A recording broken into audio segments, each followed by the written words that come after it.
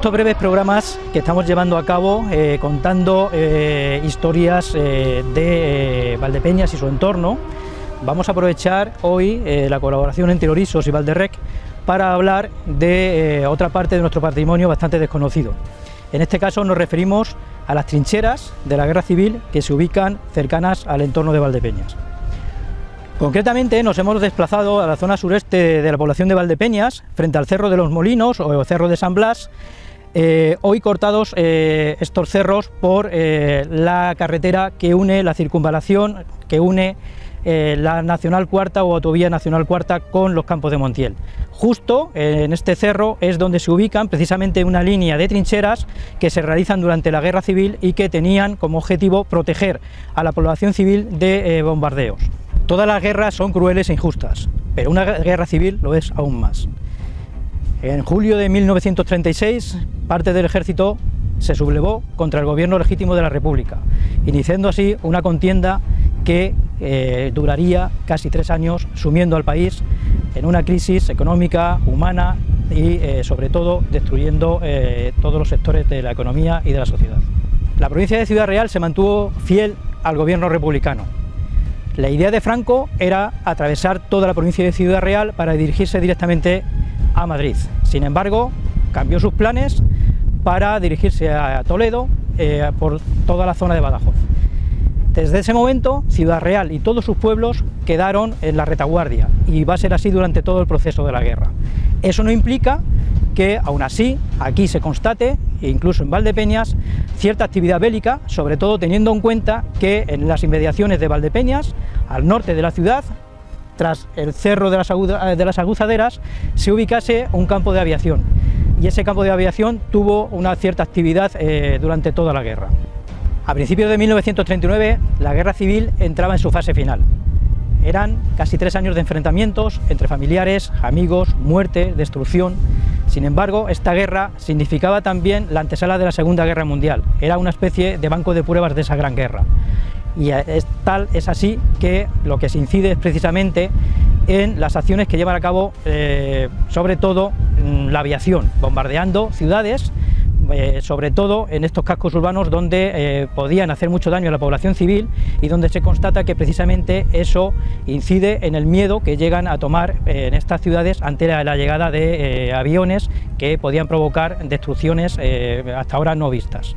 Valdepeñas no fue ajena a estos bombardeos. De hecho, hay fuentes que hablan que el 17 de diciembre de 1936 la aviación franquista bombardeó aquí en Valdepeñas. Hay otras informaciones que nos hablan también de otra fecha que no es coincidente, pero lo cierto y verdad es que se produjo un ataque a través de la propia aviación que bombardeó en la estación del ferrocarril y intentando localizar un tren con militares republicanos y con armamento que en esos momentos ya había pasado y se encontraba prácticamente por Santa Cruz de Mudela. Aún así, algunas de esas bombas cayeron allí y hay fuentes que nos hablan también que algunas de estas bombas cayeron en el entorno de la avenida de Gregorio Prieto.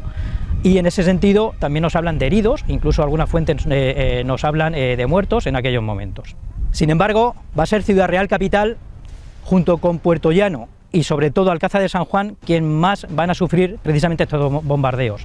En el caso de Alcázar de San Juan, relacionado sobre todo con el nudo ferroviario que por allí pasa.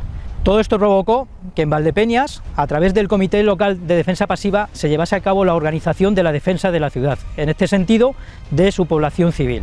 Para ello, lo que se hizo fue establecer una red dentro del casco urbano de refugios y, sobre todo, que de alguna manera la población civil lo tuviese al alcance si en un momento dado tenían que utilizarlos.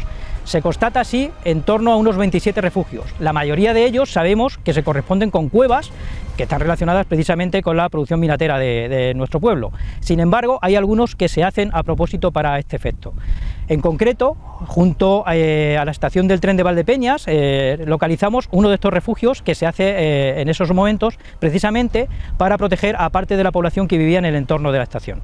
La capacidad de estos refugios podía oscilar en torno a las 100 y llegar incluso hasta las 1000 personas, dependiendo del lugar donde se ubicaban. El 6 de enero de 1939, próximo ya también a terminar la guerra civil, el alcalde Félix Torres decide publicar un bando donde se referencian todos los refugios que había en Valdepeñas y las zonas por donde se debía entrar a ellos. Sin embargo, en la zona del barrio de San Juan, donde apenas se localizan cuevas, lo que se hace es precisamente construir también un refugio en donde ahora mismo se ubica la plazoleta de San Juan.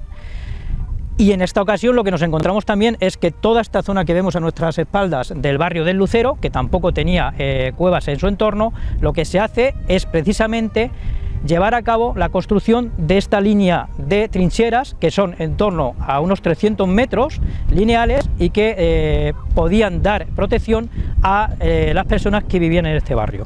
Las trincheras es algo inusual para la protección de la población civil, sin embargo, quizá en este caso lo requería por el momento en que se vivía.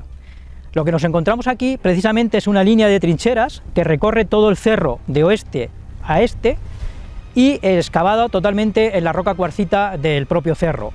Están orientadas hacia la población y presentan una inclinación mediante la cual la población civil que venía aquí a refugiarse podía, mediante el grito de cuerpo a tierra, estar aquí en estos momentos, ver la ciudad, que la tenemos ahí al fondo, y ver precisamente si la aviación había ya pasado y podían salir de aquí sin tener ningún otro peligro.